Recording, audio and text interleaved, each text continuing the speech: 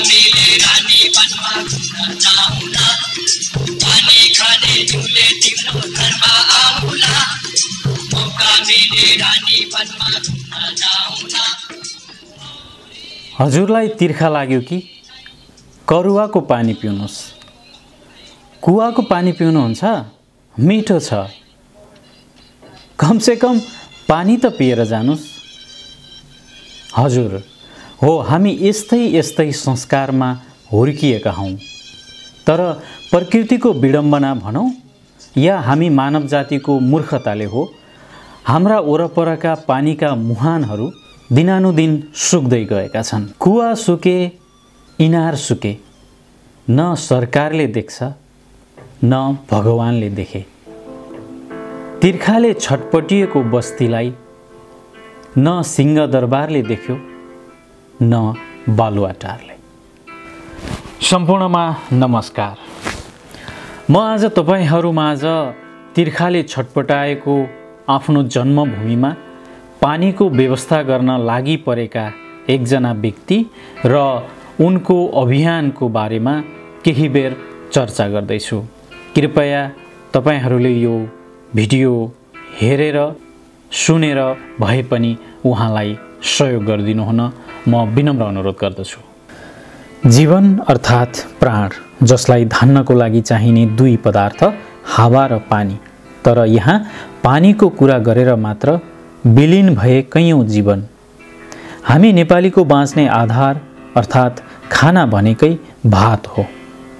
यहाँ धान उमार्ने पानी छैन, पकाउने पानी छैन भने कसरी कट्दैछ होला जीवन? विचार गर्नुस् त। उसै त वैशाख जेठको गर्मी, त्यसमाथि पिउने पानीकै अभाव, खडेरी उस्तै, चर चिरिएका खेतका गराहरू, पानीको अभाव र गर्मीले मर्न थालेका चराचुरुङ्गीहरू सम्झँदा पनि त्यसै अत्यास लागेर आउँछ। गाउँमा पानी नभएर क्रियापुत्रीहरू छिमेकी जिल्ला र गाउँमा जानुपर्ने बाध्यता विद्यमान छ। केही हुने खानेहरू अन्यत्र पलायन भइसके। पानीको कमीले हुने रोगहरूको त कुरै छोडौं। यस्तो अवस्थामा गुज्रिरहेको मेरो गाउँ होइन, तपाईको गाउँ होइन, हामी सबैको गाउँ हो दाङको लक्ष्मीपुर। दक्षिण एसियाकै दोस्रो ठूलो उपत्यका भनेर चिनिने दाङ जिल्ला केही वर्ष अघिसम्म प्रकृतिको अनुपमताको बहार भनेर चिनिन्थ्यो। तर त्यही दाङ जिल्लाको लक्ष्मीपुर गाविस वडा नम्बर 7 र 8 सुनपुरका बासिन्दाहरू आज पिउने पानीकै अभावमा हुनुहुन्छ। एक गाग्री पानीको लागि घण्टौं हिँडेर जानुपर्ने बाध्यतामा हुनुहुन्छ।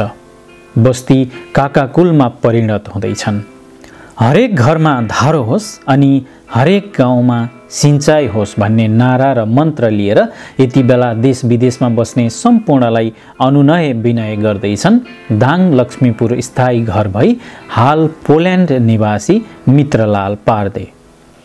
उनी सहयोगी मन र हातहरू खोज्दै तपाईँ हामी माझ आएका छन्।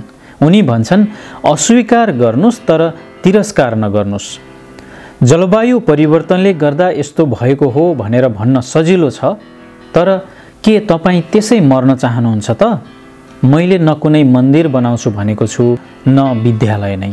भनेको छु त केवल सुकेका ओठहरूमा पानी पुर्याउँछु, चरचरी फुटेका गराहरू हराभरा बनाउँछु। पानी जीवन हो, थोपाबाट सुरु गरौँ। सुरुवात म आफैबाट गरेको यस पवित्र अभियानमा तन, मन र धनले सहयोग गर्नुस्। अभियान मेरो होइन, तपाईहरूको पनि हो। गरे के हुँदैन र? हामीले नगरे कसले गर्ने? सोच्नुस् त एकपटक। पानी बिनाको अभाव अनि कल्पना गर्नुस् तडपाई कस्तो होला। अंग्रेजी क्यालेन्डर अनुसार हरेक 4 वर्षमा देखा पर्ने आफ्नो जन्मदिन फेब्रुअरी 29, 2016 को अवसरमा पानीले तडपिएको आफ्नो जन्मभूमिमा पानी व्यवस्था गर्नका लागि आफ्नो तर्फबाट 50,000 नेपाली रुपैयाँ छुट्याउँदै सामाजिक सञ्जाल फेसबुक मार्फत 1 करोड नेपाली रुपैयाँ बराबरको पानी अभियान लक्ष्मीपुर 7 र 8 सुनपुर सुरु गर्ने निर्णय गरेका दाङ लक्ष्मीपुर 8 का मित्रलाल पार्देले पानी अभियानलाई सामाजिक सञ्जाल फेसबुक मार्फत व्यापक बनाएका छन्। यति बेला पानी अभियानका लागि दाङको लक्ष्मीपुरमा पानी अभियान समिति गठन भई बैंकमा खाता खोलिसकेको छ भने दिनदिनै जसो देश विदेशबाट स्वस्फूर्त रूपमा सहयोग दिने क्रम जारी रहेको छ।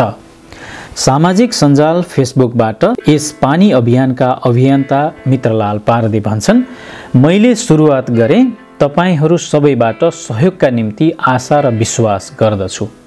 अनि सामाजिक सञ्जाल, मिडिया या अन्य कुनै प्रविधि सूचना स्रोतबाट यो पवित्र अभियान थाहा पाउने स्वदेश तथा विदेशका मित्रहरू, विभिन्न सङ्घ संस्थामा संलग्न हुने मित्रहरू र उहाँका पनि मित्रहरूलाई मेरो व्यक्तिगत अनि सम्पूर्ण पानी अभियानको तर्फबाट विनम्र अनुरोध गर्दछौँ, कृपया यो अभियानलाई अन्तर्राष्ट्रिय रूपमा लैजानुहोस्। आज लक्ष्मीपुरबाट सुरु भएको यो अभियान भोलि नेपालका अन्य गाउँ र बस्तीमा पुर्याउने संकल्प गरौँ। सुरुवात मेरो होला, तर यो अभियान हामी सबैको हो। थोपा थोपा नै रहेछ सागर बनाउने। आउनुहोस् हाम्रो यो अभियानलाई महासागर बनाऊ।